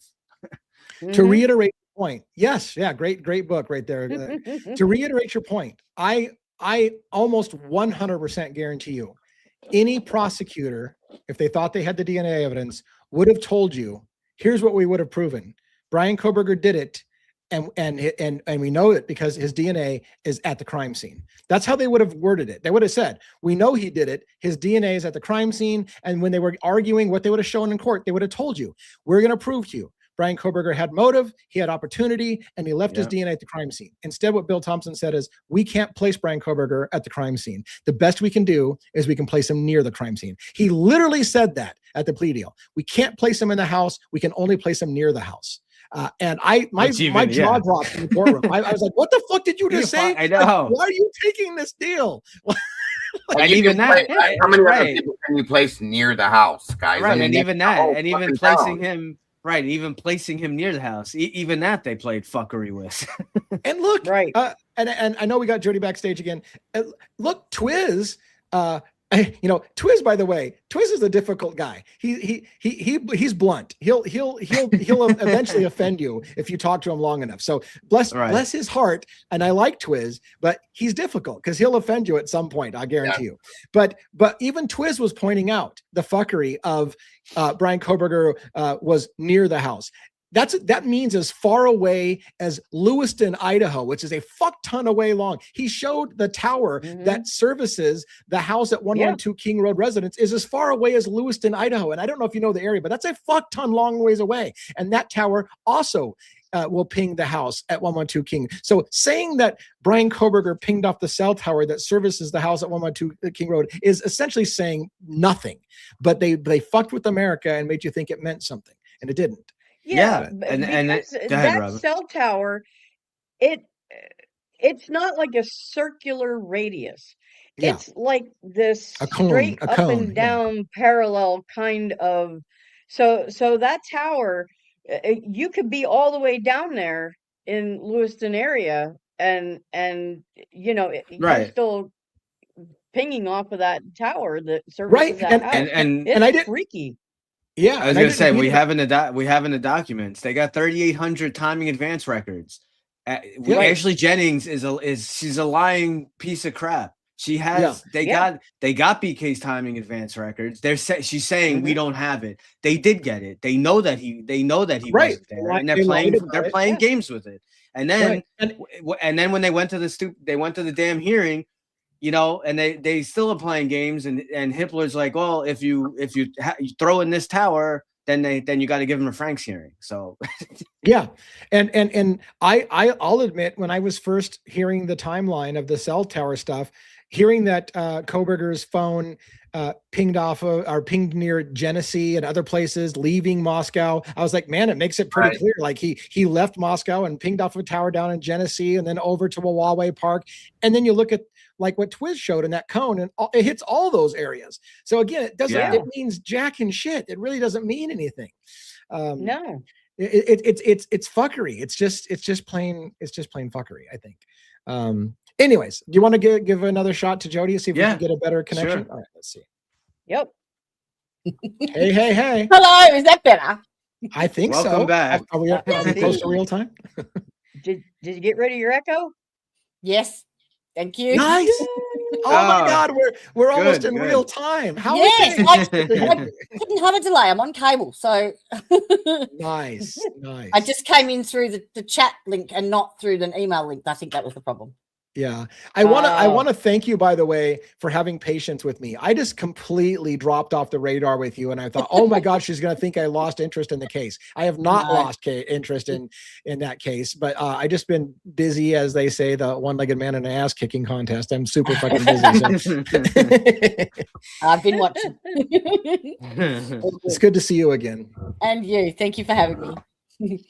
Eventually. So, eventually we'll work it out eventually. And I know we have plans, you know, you and I, we have plans to get the girls on show again and do more interviews with them and cover the history, which is going to take time. It's going to take hours for us to get through that. We'll probably do it in 1 hour segments. At least 10 videos at least. Yeah. And I'm looking forward to it. I hope they're looking forward to it again. I know that's got to be stressful for them as well, but I'm looking forward to getting into their story and telling their story. Good. Yep. I'm glad that they're ready to talk about it. So, yep. And hope we keep them safe by getting all eyes so that nothing horrible happens. Cause that would be, I would have a hard time living with myself if I cause them any danger. So hopefully we understand, or hopefully they understand what they're doing. Look, so at the end of the day, they've got nothing to lose. Like, yeah. So better that we try. Yeah. So, you know, we've been talking Idaho 4. Do you follow the Idaho 4 case? I did watch it when it actually came out, like when it was unraveling in real time. And I followed it right up until I think halfway through the pre-trial crap, then dropped off. Yeah. So yes, I do know, but I wasn't aware of all the stuff about the back stuff about the DNA not being. It's insane. Yeah, insane. Yeah. They really played game. They really played games. Yeah. They did. And I think a lot of times they play games. Did you guys watch the Karen Reed? I mean, I suppose you have to be a turtle if you didn't, but some of us for sure watched the Karen Reed stuff. I did. I came to the Karen Reed stuff too late, but I can't understand how anyone in their right mind with any common sense can actually say that she did that. Like, hello. No, I see Dago shaking his head. Dago, I want to hear you guys talk. The two of you talk about. Oh yes, yeah. There's so many things with Karen's case. I could go on forever. So, first off, the fact that they tried to say that she hit him with the car and killed him, and left him lay there. There's no way that the speed that vehicle was going, backing up, that would have done any damage to anybody. It would have hit him in his hip. Okay. Yep. Now, me working in EMS, the other thing that I have issues with, the marks on his arm are dog bite marks. I'm sorry, I don't care what you say. I've seen many dog bites. Right. They sold the dog. They redid the basement floor inside the house multiple times, and then sold the house. The whole thing is a big fucking piece of fuckery. It truly is. Nurse here too, Dago. So I actually know exactly where you're coming from, because at the end of the day, the murder, the weapon has to match the injury. Yes, okay? And there is absolutely no way in fucking hell that they match. He didn't have any broken bones at all, no bruising, nothing whatsoever to indicate that vehicle collided with him, nor was there any DNA evidence. And all these people keep going on about, but there was DNA on the bumper. I'm sorry, but a fucking hair follicle does not get me to fucking reason. They owned the vehicle. Of course there's going to be DNA on that vehicle. They owned it. He used it. Yes, exactly. Yeah, and that's I don't know what you thought, Jody, is the whole, from the first part of this case, the Sallyport video blew my mind. Look, because which piece of evidence wasn't doctored? Right. You watched them literally go in and create the tailgate or the tail light bullshit. Yep. The 2 minutes missing from the tower. Yes. The video is missing from his John's ring camera. Yes. At some point you've got to say convenient, consequent. And then the other part of it, folks, was they had the tail lens that was cracked supposedly. Okay. The amount of pieces they had belongs the tail light lens on the vehicle is probably this big.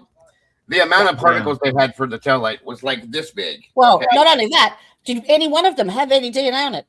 No. And was there any snow inside the? None.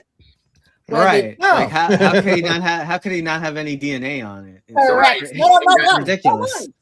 They were collecting blood. Even from his cup. Guys, they were collecting blood in red Solo cups. They were, yes. I mean, come on. And right from that very start, right there. So I actually looked into, because what really bothered me about this was Brian Albert not coming out of the house. Right. Now, I looked into the local Massachusetts laws, and you can look it up. It's in their Massachusetts policies and procedures or some shit. Mm-hmm. Under Article 14, it states that there is additional protections over and above the Fourth Amendment to homeowners that have been, or their property is involved in a crime. Now, if he had come out, he would have been subjected to instant, that probable cause to get in the house. Yes. By the fact that he didn't, they actually had to go and find probable cause and get their subpoenas and stuff Right. to get that search warrant. Yes. That's why he didn't fucking come out. Exactly. The second thing, I don't know if you've noticed it, but there is in the autopsy photos on John's right hand 2 distinct puncture wounds from an IV cannulation attempt that had bruising around them. So that was done while his heart was beating. Yes, ma'am. Yeah? That's why it's bruised. Yes. You guys are awesome. Absolutely. Oh my God. There is no way that an EMT would even attempt to do that on an extremity that far away when he's got hypothermia and found in the fucking snow. No way. No way in hell. No way in hell. No. They put them in his legs when they got into the ambulance, but it was too late by then. Like way too late. I agree. Yes, 100%. Any damage done. Yeah, I believe, in my opinion, Jody, and for everybody else, what happened to John was that he went inside the house. They beat the living hell out of him. The dog. No. That's my opinion. Of course, they got into a disagreement, I think, and then they drug him outside and left him. So, well, the facial stuff is all from the brain injury, the pressure behind the skull. So that's the raccoon eyes. Yeah. The only 2 lacerations are the one on his eyebrow and on his nose, where Karen pulls that bit of glass out. Now I don't know if you saw it, but there was a video come out the other day. Crime Analysis did it, and she explained exactly how it fitted together like gloves. So she said that what happened, John got out of the car with the glass in his hand, being cold and him being tall and walking fast. He ran to that breezeway door pretty much so that then Ryan Nagel and that didn't see him leave. Julie Nagel's come out the front door at the same time to go and see them at the car. So he's gone straight into the living room where the 2 Bryans were. And her theory is that Chloe has charged him. And whilst he was taking a sip of his drink, Chloe's hit him and the glass has hit his face and broken. And he's fallen back and hit his head on the hearth in that living room. Wow. Yes. Wow. Yes. Wow. Yes. Elementary. Oh my God. Okay. Ding, ding, ding, ding. Holy yes. shit. Yes. That makes a lot. I'm gonna go. If you watch the video, I did a thing on it yesterday, but I will go watch that because that's wild. And Samantha Beninga, she's I don't belong here. She's a psychotherapist, psychoanalyst, psychologist, the whole lot. Got lots of numbers behind her. She's been analyzing all of their testimonies for the last 18 months, and she worked out that with all their testimonies and put it all together, if you watch hers, there's a 3-part video on that, but she shows you how she came to that conclusion and how they proved Julie Nagel that proved that makes so much sense. But here's my question though, Jody. I mean, that oh my God. That it drops, doesn't it? Yep. So let me ask this though: if that were the case, okay, let's say it is. Why did they hide it? Why did you hide it? Yeah, because apparently in Massachusetts, because the dog was already registered as a vicious, right. Yeah. There is actually they were up for possible charges on that because they didn't restrain it or something like that to that effect. It was all to do with the dog charges. That in charge was what the dog did, right? Yeah. They were liable. Okay, that makes some sense then. I got you. Wow, that's mind blowing. Yeah, it drops in. It just fits, doesn't it? 1,000,000% it does. Yeah, because Karen saw him go into the breezeway door, and if you look at the layout of the house, that goes straight into the lounge room, and she believes that what Julie Nagel, she answered a question and she tried to get around it, but she sort of half said the word, so she pretty much said that everyone was in the living room and not in the kitchen dining room area, and that's when John walked in, and they all knew he was there. But yeah, he's kicked off his shoes at the door. He's intoxicated, so there's a wooden floor there, slippery. His balance is impaired, and Brian has just let the dog in the back door, and bang! Wow! Holy shit, that's crazy! Wow! Yeah. That makes because the head injury matches that half the brick ridges. It would, it would. It makes sense now that I think about that. So wow, I'm gonna go watch that tomorrow. Now, thank you for the info. You're welcome. Wow, that completely changed my outlook now. I can't believe that. You can teach an old dog new tricks. I put what was two of that those from? videos together and did a reaction video yesterday if you want to watch them together. What did you think? Let me ask you, Jody, what did you think before you got all that info? What did you think that happened to him before? Oh, I never believed it for a start. In fact, when I covered the first trial back a couple of years ago, my working theory was, I shit you not, it was third party. So that I believed that the steps, you know how it said he descended and ascended stairs to 3 times. Right. My thought process was he came in the house and the two Bryans were down in the basement. He ran down there to say g'day. He's going, oh shit, I forgot a beer, ran back up to the kitchen to grab a beer, came back down, and that's where it happened down there. And then they took him out the bulkhead doors and out the front to the flagpole later. That makes sense too. That makes sense too. I picked the two Bryans and Colin Albert in the basement as my third party culprits. Only because that explains why the basement was redone twice. So, yes. And I thought that he might have hit his head on one of the, because they had a gym set up down there, and the bits that the barbells sit on, 3 inches wide. I thought that might have been where he's hit his head, and then he's slid down into a semi-upright position and started seizing, which would account for the 36 steps. It was a seizure, not and that's how the vomit ended up on his pants and not on his shirt. That was my theory. That's interesting too. That's a very good theory. It's better than mine.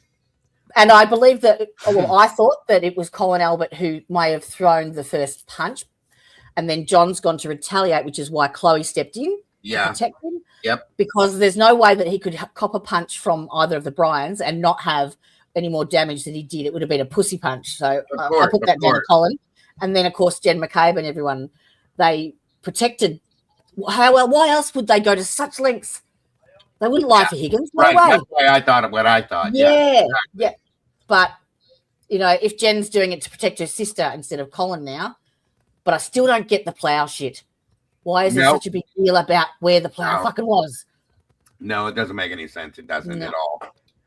But I can't. My mind is blown right now with what you. I'm gonna go watch. I know. I saw some chat, and the chat was like, "Wow, what a man!" Like, so I mean, again, people who followed this case, it sounds like very interesting. Yeah, that makes everything fit like it's supposed to, just like a glove. Dago, could you put a link to that in the back? Wait, hold on. Keep it there. That's right. He was hit by a fucking car. Amen. Good stuff, Jody. I love it. Yeah. I 100% need your hat. I mean, we talk about fuckery on this show all the time. Yes. I love it. Need that hat. Yeah. That's nice. I was going to ask if you could put a link to that show in the backstage. She said it was Crime Design. True Crime Design. I'll find it for you. Don't worry. Thanks. Well, that's awesome. I was staying silent during that because I didn't really follow the trial. I don't want to get into something I don't really know. Really? I did. Well, I don't know why I didn't get into it. Like, well, first of all, I only started I started TikTok like a little over a year ago. So I haven't been even doing this for very long. I've always been into true crime, and so I watch documentaries all the time with that. But I never really started that case, and I wasn't following any cases as a YouTuber or whatever until, like I said, about a year ago. So these things were kind of wrapping up when I got started. And it's another reason why I didn't get into Richard Allen's Delphi case, because I thought it was over. He pled guilty before I even kind of really got going. And now that they've appealed that, I'm all in. Now I want to go back and see the appeal and work through that process. But the link's in the private chat whenever you want it. Thank you. Awesome. Thank you. Yes. And Jody, I just have to tell you, and I saw several people in the chat comment, love your bedroom. Yeah. That is so pretty. Very comfortable looking. Love that. The only problem is I have to make sure it's clean and tidy and the bed's made when I stream. Yeah, my bedroom does not look like that. Dear. Yeah, I'd show you my bedroom, but I think that we'd probably get several violations and get kicked off of YouTube. Oh man, is it like an adult only stream? Oh, well, it's great to talk to you, and I'm looking forward to, like I said, catching up on Yes, the girls on the Letcher County stuff, and the Benfield's case is marching ever closer forward. Did you confirm, by the way, with the reading of that document that I sent you, that they said the trial was going to be limited to 4 days? That's nuts, right? You were like, what? Can you send me that document? I'm like, yeah, 4 days is what they're going to allot to that trial. I'm pretty sure they're probably hoping that a lot of them will take the 5th. That's all I can think of. And I think they're also planning on a plea deal of some kind of an agreement where it won't even go to trial. Most things don't go to trial. That's just it. Most things don't go to trial. So it'd be interesting if it does, though. I would really, really like to hear some of those people testify just quietly. Right. Sure. Yeah. And look, we're not done talking about the case, even if they don't have a trial. We're gonna. We haven't even got. We really haven't even gotten started. No, it's nice to do a list of all the things that are important. There's way too much to talk about with that case. Period. Correct. Yeah. Don't even get me started. So, anyway, so, I guess we have a low panel tonight. If you want to hang out with us for the rest of the night, you're welcome to do that. Yeah. Do you guys want to? What else do you guys want to talk about? I mean, we're open season. We got about another half hour. I usually keep these to about 2 hours. Did you notice that they're gonna pay? If you don't want me, just shut me up. But did you notice that the Guthries are going to pay? They decided they're going to pay for Nancy now for the really? No, what was the ransom amount? Wow. Oh God, there was another number. I know everybody in here followed it better than I did, but I did follow it. Close my show out with it that they decided they're going to pay $37.25. No, it's a lot more. Something very low. It was a. Come on, you guys, give me a little help here because I didn't get to put the whole number out there, but I can't remember. It was in the million, I believe. Somebody. I'm working on it. I'm pulling up a. Oh, here we go. Here, let me do this. Can I stop screen share and then add screen share and then put this on screen and then do this and share this and then there's a lot of steps to this and then add that. All right. So we will pay Nancy Guthrie's children, say, to the possible captors. I don't pick CNN, by the way, because it's my preference of news place. It's just that it's an easy way to do this. So what's the article say? I'm looking for a dollar amount. No suspects, new message. Where's the fucking dollar amount?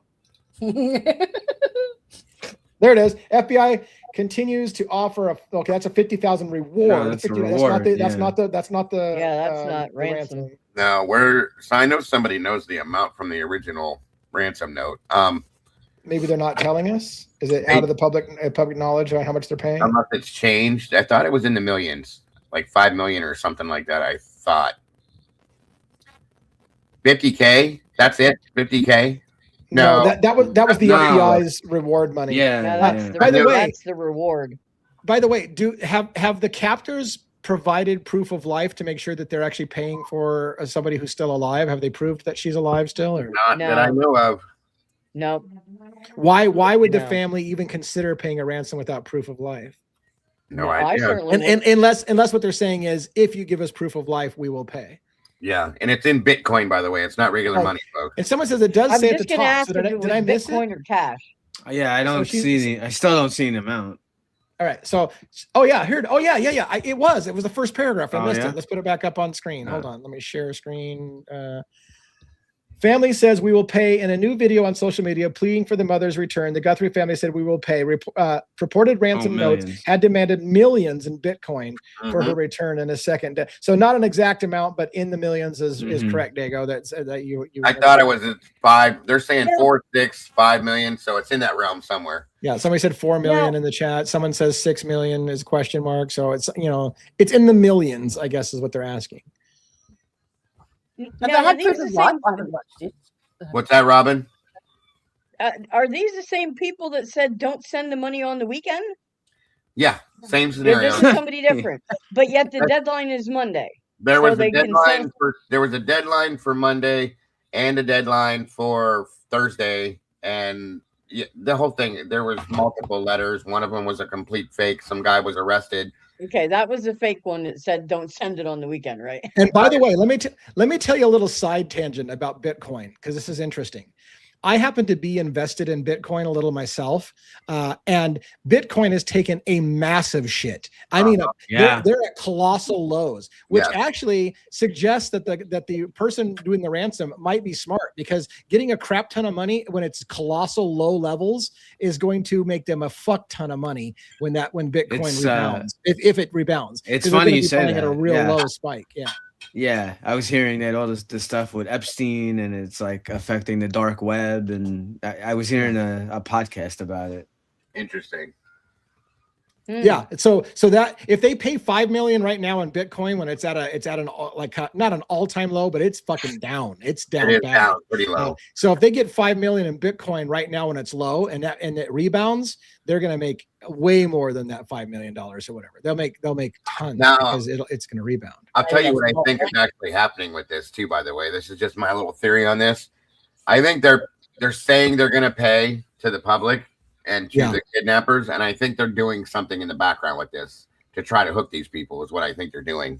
So don't be surprised if you see some kind of a big extravaganza like hit, or not a hit, but Jesus Christ, what do you call that? Come on, one, help me out here. I didn't notice we have another guest backstage. I didn't even fucking notice. Sorry so much. Maybe. Yeah. Like a little thing they're doing to hook it is what I think they're doing. Anyway, that's my theory on it. So, all right. I don't know how long I've been rude to my guest backstage, the Maven, but I'll probably, she's like, don't worry, we're good. I'm going to bring her up now, and we're going to see what she has to say. How you doing? Hey, great. No, I wasn't waiting long because I was kind of waiting for everybody else to say their piece before clicking. Yeah. Good to see you. Thank you. So back to the Idaho 4. Briefly, I don't know if you know, I'm from California, but I live in Cambodia. Oh, wow. And so I know people have mentioned, like, why couldn't there be some kind of test done, like with a pig or something related to Idaho 4? And I'm like, I could totally do that here. Not myself, but I have a son that's in his mid-30s. He's pretty scrappy. And hey, that sounds like the Devil's Advocate theme song. Sorry. That's badass. I just got excited. I hope we don't get a copyright hit. All right, continue on with your story. No problem. So anyway, I contacted him yesterday and asked if he'd be willing to help with an experiment.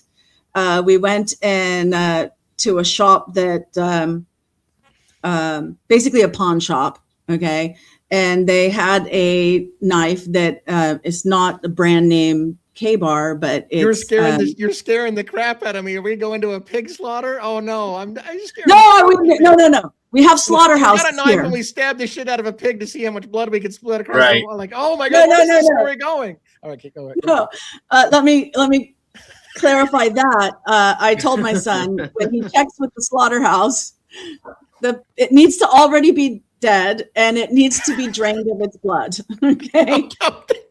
Thank God you clarified that. Like I was literally just like, oh my God, this is going way off the rails. Yeah. No. It's not a splatter experiment. It's endurance and timing. Oh yeah. Yes. Gotcha. Yes. Yeah. Experiment.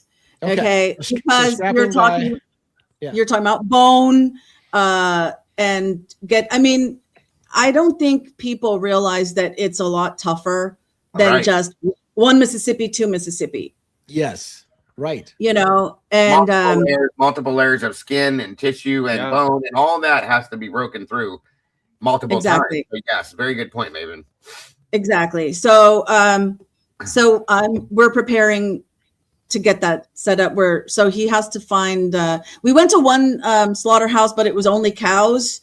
And so the pig slaughterhouse is further away. And so I told my son, okay, well, that's your task. Go find out how much it's going to cost. Another factor is that Chinese New Year is coming up on the 17th, which is a big celebration, and everybody wants the suckling pigs. Yeah. And so the price of pigs always goes up for that. You're right. But if we're not getting the suckling pig, maybe we won't get caught in that the price gouging. Yeah, right. Gotcha. I think that's a really interesting experiment, though, because it's so. Now, mind you, you're going to have to recalculate certain things because of the defensive thing and all that stuff. But it's right. But yeah, just even a straight non-defensive attack would tell you something. Yeah, I agree. Yeah. Right. Well, I told him we'd kind of scripted a little bit where I would look over Maddie's injuries first, and that's pretty straightforward because there's no defensive wounds. But then with Kaylee's, there are defensive wounds. It's a lot more brutal attack. There's probably, so you do a stab, but then pretend like you're fighting somebody off and get the next one in. There you something. So we would, and then after it's the appropriate number for Kaylee, then run some steps in time, in place, like you're going down the stairs, into the other room, etc. Okay. And so we would script out the timing as much as possible according to the injuries that we know about and see how long it takes. So let me tell you, despite having the heebie-jeebies, let me tell you how I actually kind of love this experiment. I do. It would be, I would love, how do I say? I want to say I would love to see it recorded, although I don't know that I want to see it recorded, but part of me wants to see it so that I can see it with my own eyes and kind of go, oh yeah, that's solid. Like you can see that they're not wasting any time. They're going as fast as they can. So I would recommend documenting it. I don't know who all can see it. I don't know that we could air that anywhere, but for Pete's sake, if you go through that level of testing it out, of course, not only do we want to hear what your results are, but it'd be nice if it was recorded so that anyone who wants to question the methodology can kind of see it. But absolutely. Absolutely. And I'm not going to be putting it on YouTube, but I'll make it available behind. And I put my email in your private chat. Right. So good.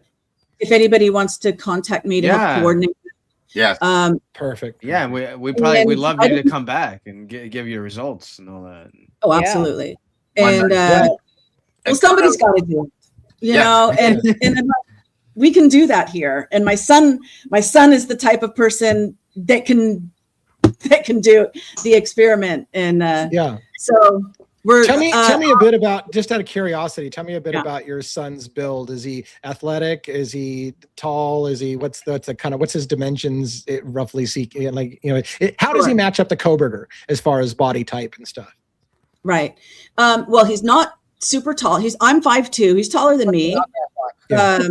So maybe between 5'5" and 5'7", maybe 5'9". Okay. But not, he's not, my ex-husband was 5'9", so he's not taller than his dad. And he's thin. He's not athletic, but he's always been more the bronze than brain type. You know, he's been, I don't think he'll mind. I mean, he's been in and out of jail in the US before he came to Cambodia. I think the best way to describe him is scrappy. You know, he's a fighter. Makes sense. He's a fighter. Yeah. He gets in fights here.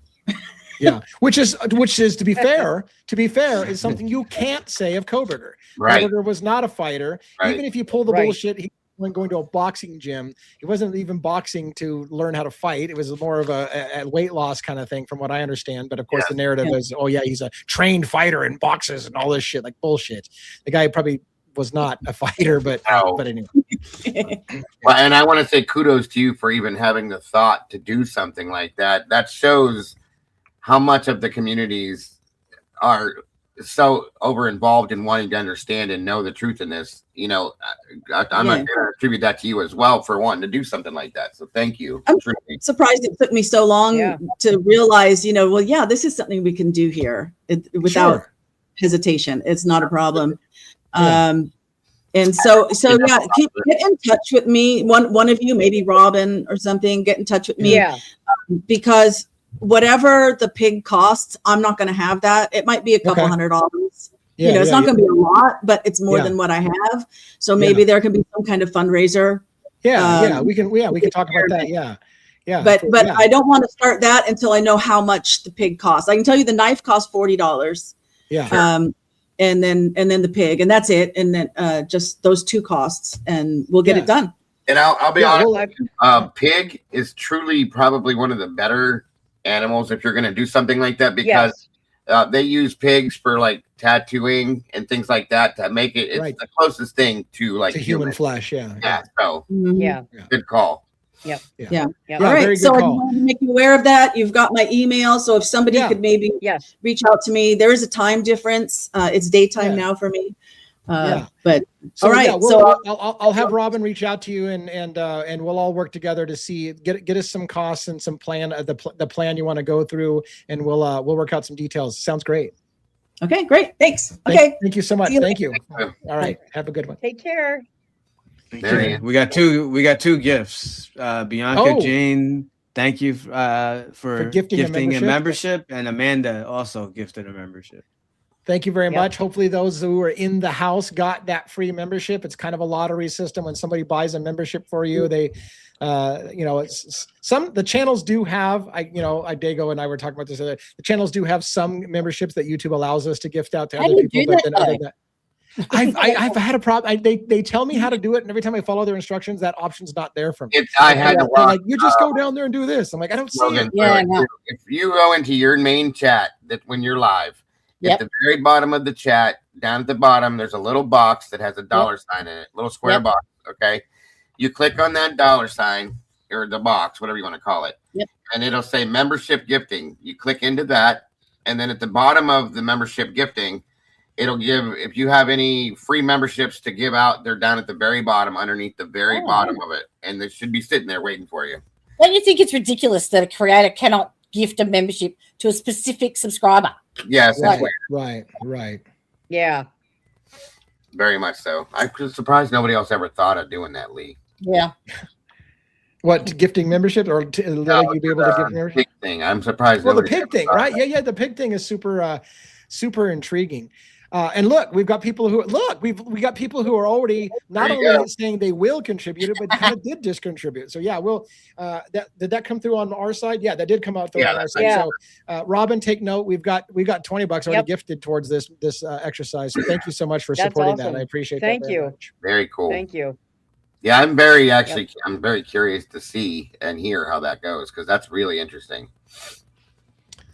Yeah, so that'll be fantastic. I mean, in a way, it was kind of my skin was crawling. Like, hey, we're gonna go to a pig and slaughter this. I'm like, oh God, no. Face. Yeah. As soon as you started talking, your face started to cringe. I went, oh no. I don't know if I have that level of dedication. I'm an animal lover. It would be hard for me to do that. Right.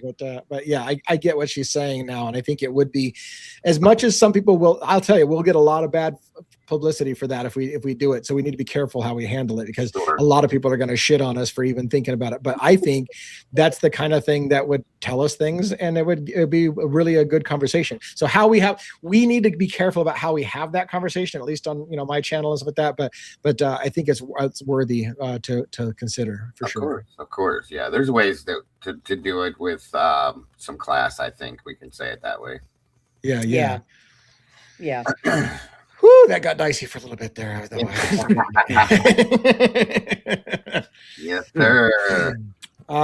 So what else? Anything? Any other thoughts? What other cases do you follow, Jody? Do you follow anything else, or are you pretty much all in on just the Kentucky case?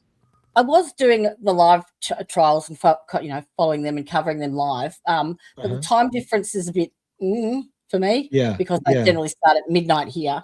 And also, I'm up against the big guns. There's massive big content creators that you've got to compete against, and you just can't get into the algorithm, which, that's fair enough. Yeah. So I decided I would pick two cases.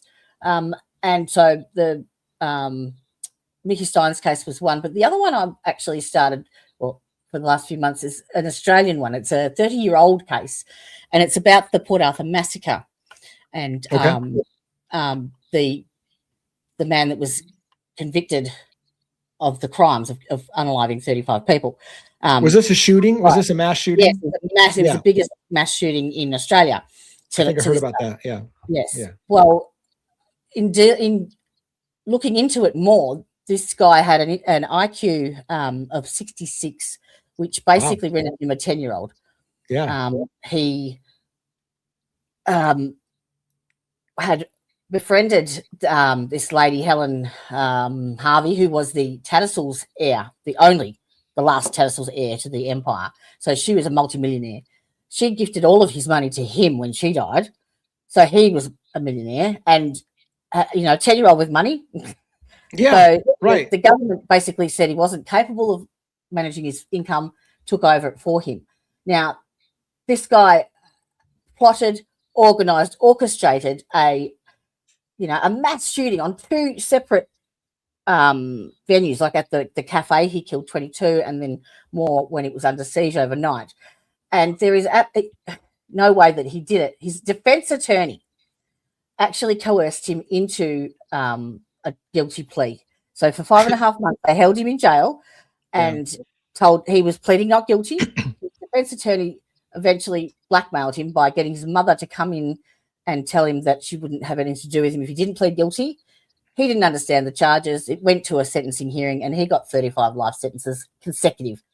And he didn't even understand. Yeah, and look, and right off the bat, right off the bat, without knowing a lot about that case, if you got somebody with an IQ of 66, they don't understand what's happening to them at the level that we understand, and it would be super easy to coerce somebody into a plea deal. Yeah, he's covered under the Disability Act of Australia for extra rights that he should have had, but his basic fundamental rights were not even covered. He didn't have the attorney with questioning, nothing. He was just railroaded. That's sad. Yeah. Yeah, it reminds me of the Dassey and the How to Make a Murderer case. You know what I'm saying? Remember the kid that had a really low IQ and they railroaded him into a confession? Yeah. Yes. Yeah. Jody, let me ask you, did you ever cover anything to do with the Wolf Creek murders? No. No, I covered that one. The one up in Queensland. Yes, in Queensland. I love the movies, but no. The story was wild too. It was pretty wild, but I covered that 3 years ago, and I just wondered because, So were the movies similar to the story? Because I haven't delved into that. Very, very close to it. Very close to the storyline. Yep. Wow. Well, it's again. I'm intrigued about that case. I might have to start. I mean, like I was going to tell you about it. Right up your alley. But just we're going to have our hands full on the Kentucky thing. Unfortunately, it's one of those things. They've gagged all of the investigation until 2099. They've put it under seal, so you can't get any of that. Wow. And every stream I do gets issues with copyright and stuff. Even before, like, I got a copyright notice to say that my stream was demonetized before I even went live. Wow. Jeez. Yeah. Yep. They're not playing with that one then. Not at all. Wow. It's so funny. We've been relatively lucky talking true crime here at YouTube and we, as you know, we're pretty adult and we say things pretty bluntly and we don't use all the, and yet we've been pretty lucky. Like I've never lost an appeal with YouTube. No, it's great. So I do like basic that. stuff like a bit of music for 10 seconds or whatever. Right. Yeah. Awesome. Okay, well, let's look. So, we're at about 2 hours. I want to remind you, by the way, everybody, that did you have something, one? I know we're getting near the 2 hours, but I don't know if you wanted just to address the Luigi thing real quick. The decision about the two trials happening at the same time. Yeah. You want to go ahead and summarize it real quick? Well, I mean, that's just basically, I know that they're starting the state trial June 8th. And they had to take him out of court. He actually had an outburst. Yep. He said, same trial twice, 1 + 1 = 2, double jeopardy by any common sense definition. And they took him out and took him out of the court. Yeah. So I didn't see. I heard about the double jeopardy thing recently flaring up. I didn't know that. Did he get on camera or not when he did his outburst, or they just told you? I just saw it in the remarks in a written. Yeah. If anybody saw his hands, I don't know. Right. But the federal government is probably going to they're probably going to try to appeal the judge's decision about the death penalty stuff and all that. Wild. So I think if they do that, they're kind of I don't be careful how we say that. They're going to piss a lot of people off if they start doing this bullshit. If it looks like they're just going to go kill them, regardless of whether they're obeying the law, I think a lot of people are going to have a problem with that in America, and that could become a shit show real fast if they try to. If they don't handle this right, and it looks like they're not handling it right, I think it's going to turn sideways. It will. It will. Yeah. Agreed. Yeah. All right, let's do some close real quick. We'll do it. We'll let our guest. We'll let Jody from the Defense Rest say goodnight. I don't know if you ever watched us do close, but the idea is I'll bring you up on stage by yourself. You'll say goodnight, right? And then we'll go around the horn. So we'll go Jody, we'll go Dago, we'll go 1-1, Robin, and then I'll close this for the night. As a reminder, before we do the close, again, tomorrow night, it's going to be the team playing without me as they normally do on Sunday. I got the Super Bowl to watch. I got people coming over for cards and games. So I'm going to be so out of communication tomorrow. It ain't even fucking funny. I will not be anywhere near my phone because if I'm playing cards and I have to have the Super Bowl on a little delay, if anybody texts me the fucking score or tells me anything, I'm going to lose my mind and I'm going to break my TV. So I'm not going to have anything whatsoever. But you guys have a great show. And then I'm going to be on vacation for about a week. So I'm going to be traveling a couple days. I won't be on the show again. The team is going to run the show without me, but I will be catching up on the chat and trying to do my fireside chat so I can feel like I'm staying connected with my own channel. That would be good. Although I know that our show is in capable hands with the whole team, so I'm not worried about that. So I already miss everybody, and I haven't even left yet. All right, Jody, you want to say goodnight? Yes, absolutely. So thank you all for listening. There is some really, really exciting stuff coming up with Lee and myself and the girls. So stay tuned. It's on the cards, and you need to watch this shit. Yeah, absolutely. I don't want to sound predatory by saying I'm looking forward to, because that feels almost creepy. I know. I'm looking forward to the horrible, but I'm looking forward to shedding light on the abuse of this county and trying to get some help in that thing and hopefully push for transparency on what really happened. So I'm looking forward to that part. All right, Dago, what do you got? Thank you guys all so very much for joining us again tonight. As always, this was a great show. As always, I want to thank Jody for joining us tonight as well. Very much appreciate you and your input and influence. And you blew my mind tonight with the Carolina.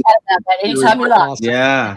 Thank you for that, though, because it just works. So thank you for that. Again, thank you to the rest of the panel up here for always being so amazing and having me. Thank you to all of the moderators. Every one of you were so very amazing. God bless. And thank you again, my producer, my videographer, and all of my team. You guys are amazing.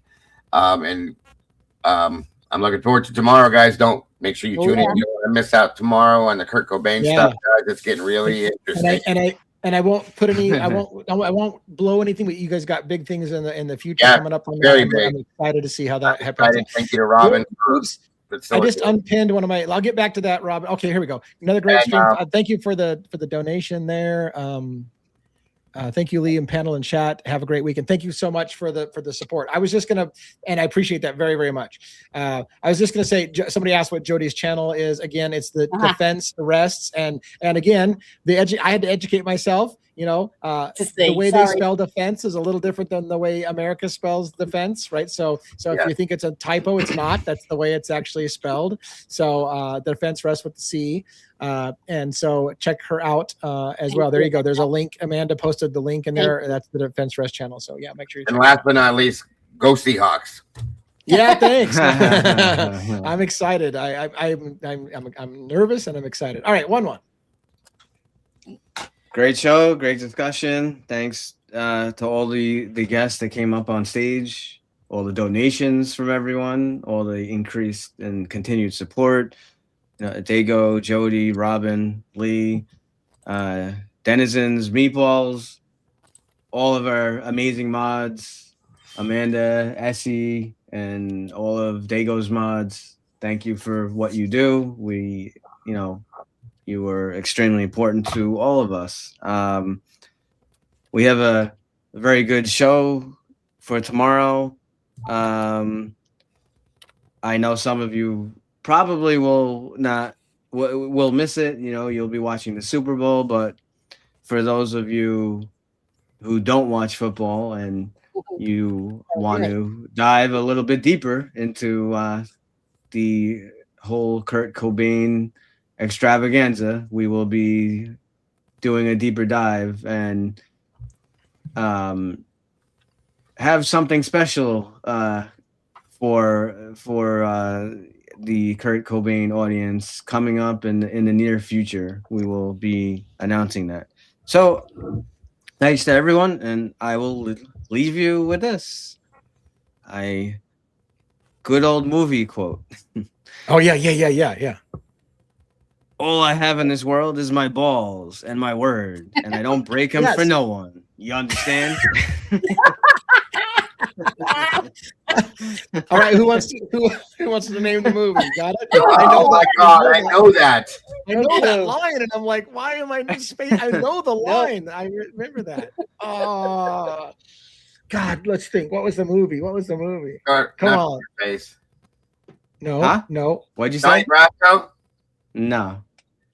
He said Scarface. I thought he said it first, but yeah. It's Scarface? It's Scarface. I said it right. Nice. Oh my Yeah. That's right. You Yeah. got it. It's Scarface. That's awesome. Gosh, That's amazing. I love that. But I thought it was Scarface. Yeah. Yeah. Keep that shit up. I love the movie trivia on the way out. That's awesome. All right, Robin, what do you got? Well, thank you guys so much for coming out. It has been wonderful again. Jody, it was great having you on with us tonight. You know, and you know, like Lee said, this is such an important issue. The case that you're covering, and with Taya and Brandy, they are such courageous ladies, and so just, you know, really glad to have you with us tonight. And to the Maven, we're looking forward to that experiment, you know, to see the results of that. And thank you to, I cannot pronounce your name, EFFF, what? That's kind of like F off. F off, is that what it is? Oh, okay. Yeah, I couldn't quite. Okay. Well, yeah, thank you for that donation towards that experiment. And any donations, what we will do is keep that separate, you know, from the regular GoFundMe for all the records requests and everything. So, but yeah, thanks for coming out, everyone. And yep, tune in tomorrow night. You're not going to want to miss it, because we do have a pretty big announcement. So yeah, I'm looking forward. So F off. I didn't even notice that until Dago explained. I didn't realize what that said. Yeah. So just remember, technology is your friend, regardless of which way you go. Watching the football game for the Super Bowl or watching my show, there's always replay on either option. So you can pick which one you want to watch. You can record the other or watch it on replay. So don't forget that you can watch replay, and you can watch your favorite streamer replay it. I'm sure probably everybody is on our show also streams and has the replay option available. So if you can't make the live show, but although it'd be cool if you made the live show, but if you can't make the live show, to at least watch it on replay. Thank you, everybody. Again, I as someone said to me, they miss me already. I miss you guys already. I'm both excited for taking a vacation, although I'm not sure if it's a vacation because I never stop working, and I'll be working on the plane and all these things. But anyways, looking forward to try to stay in touch as much as I can. I will be watching the chat replays and making comments on the fireside chat. For those who are familiar with that, it has been a pretty big hit to do the fireside chat. It'll be interesting doing the fireside chat where all I do is comment on the chat, and so it'll be interesting. So thanks everybody. Have a great night. That's fine. If you want me to join you for the fireside chat tomorrow, questions, that would be great. That'd be cool. Yeah. We'll see if we can work that out. Yeah, perfect. Thank you. All right, everybody, have a great night. Have a good one. See you all next time I see you. And good night, everybody. Watch the show tomorrow. Night, Record the Super Bowl. Watch the show. Good night. Good night.